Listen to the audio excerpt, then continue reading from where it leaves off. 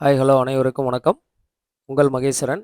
நம்ம ஃபிட்னஸில் 60 days சேலஞ்சில் six pack சேலஞ்சில் இன்றைக்கி பார்த்திங்கன்னா 4வது நாள். ஒரு 1.5 கிலோமீட்டர் வாக்கிங், அதுக்கு அடுத்தபடியாக ஒரு கிலோமீட்டர் ஜாக்கிங், ஃபாஸ்ட் ரன்னிங் பார்த்திங்கன்னா ஒரு 100 மீட்டர் நல்ல ஃபாஸ்ட் ரன்னிங் போகும்போது நல்ல ஃபேட் ரெடியூஸ் ஆகும்.